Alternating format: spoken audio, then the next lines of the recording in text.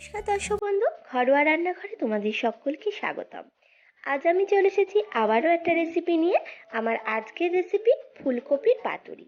আমরা শুধু মাছ দিয়েই কেন পাতুরি খাবো, ফুলকপি দিয়েও কিন্তু পাতুরি খাওয়া যায়, আর সেটা খেতে কিন্তু হয় ভীষণই ভালো।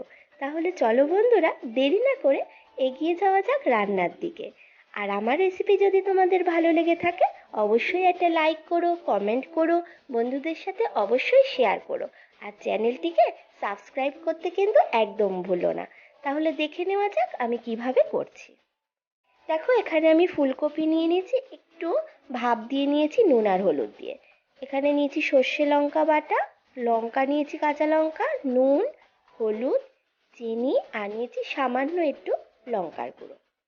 আর মেন যেটা লাগছে সেটা হচ্ছে কলা পাতা। এবার আমি দেখো কড়াইতে তেল বসিয়ে দিয়েছি। প্রথমে আমি ফুলকপিগুলোকে একটু ভেজে নেব। অল্প একটু হলুদ আর নুন দিয়ে কিন্তু আমি ফুলকপিটাকে ভাপিয়ে নিয়েছিলাম। এবার আমি একটু লাল লাল করে ফুলকপিটাকে ভেজে নেব।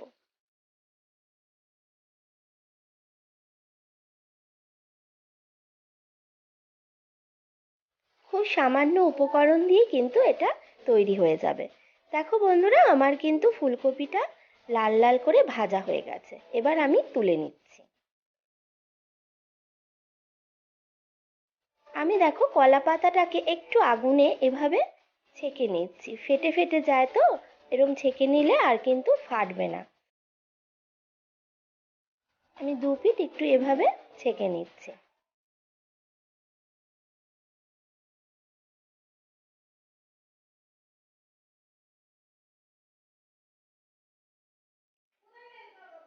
এবার আমি ভাজা যে ফুলকপিটা নিয়েছি তার মধ্যে দিয়ে দেব প্রথমে সর্ষে বাটাটা। আমি এই ফুলকপিটায় 4 চামচ মতো সর্ষে নিয়েছি, আর নিয়েছি 4-5টা মতো কাঁচা লঙ্কা। আমি খুব ভালো করে একটা পেস্ট বানিয়ে নিয়েছি। আমি পুরোটা এর মধ্যে দিয়ে দিচ্ছি।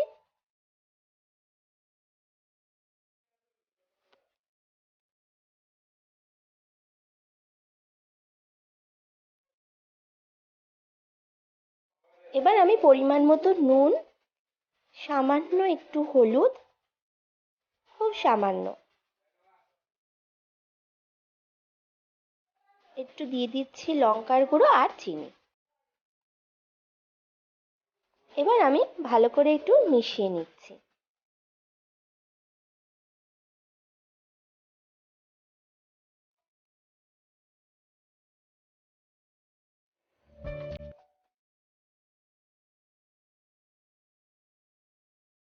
এবার আমি এর মধ্যে দিয়ে দেব সর্ষের তেল।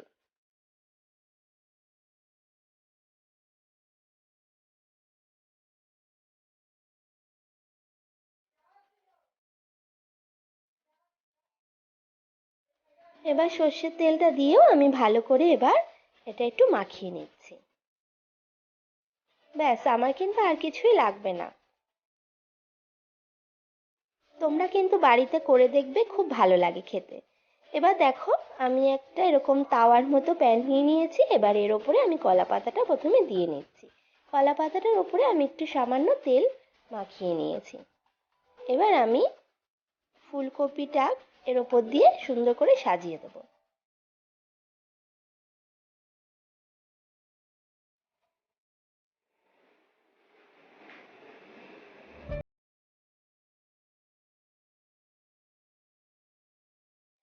এখন সাজানো হয়ে গেছে। যে মশলাটা ছিল আমি মশলাটা ওপর দিয়ে দিয়ে দিচ্ছি। তোমরা চাইলে এর ওপর দিয়ে আর একটু সর্ষের তেল দিতে পারো, আমি কিন্তু আর দিইনি। এবার আমি দেখো বসিয়ে দিচ্ছি গ্যাসে। গ্যাসে আমি বসিয়ে দিয়েছি, আর ওপর দিয়ে দিয়ে দিচ্ছি কাঁচা লঙ্কা। এবার আমি একটা কলা পাতা দিয়ে ওপরটা ঢেকে দিয়ে আমি একটু চাপা দিয়ে দেবো। চাপা দিয়ে আমি 20 মিনিট মতো একদম লো আঁচে এটা হতে দেবো। 20 মিনিট বাদে আমি ঢাকনাটা একটু তুলে দেখছি এটা কতটা হলো। দেখো, এখনো আর একটু হবে।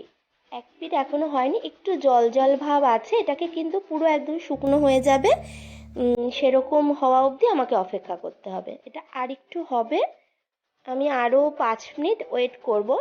তার জন্য আমি আবারও এটাকে ঢাকা দিয়ে 5 মিনিট হতে দেবো।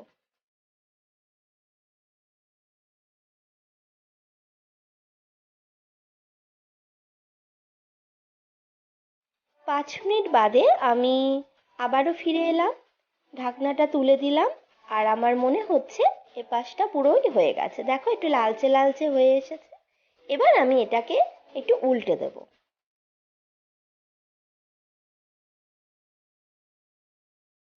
দেখো বন্ধুরা, আমি এটা উল্টে নিয়েছি।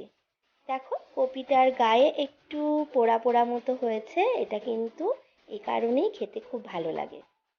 আর এ পিঠটা হতে বেশি সময় লাগবে না, 5 মিনিট 7 মিনিট আমি এটাকে আরেকটু ঢেকে রাখবো। তারপরেই কিন্তু হয়ে যাবে আমার ফুলকপির পাতুরি। আমি আর কলা পাতা দিচ্ছি না, এটা ঢাকনা দিয়ে আমি আবার ঢেকে দিচ্ছি। দেখো আমি 5 মিনিট বাদে উঠিয়ে নিলাম, আমার কিন্তু পাতুরিটা রেডি হয়ে গেছে। আমি এর ওপর দিয়ে এবার একটু দিয়ে দেব ধনেপাতা কুচি। ব্যাস, আমার রেডি হয়ে গেল ফুলকপির পাতুরি। তাহলে দেখলে তো কত কম উপকরণে আর কম সময়েই তৈরি হয়ে গেল ফুলকপির পাতুরি। তাহলে অবশ্যই তোমরা এটা বাড়িতে ট্রাই করবে। আমার রান্নাটা আজ এই পর্যন্তই। তোমরা সকলে খুব ভালো থেকো, সুস্থ থেকো। নমস্কার।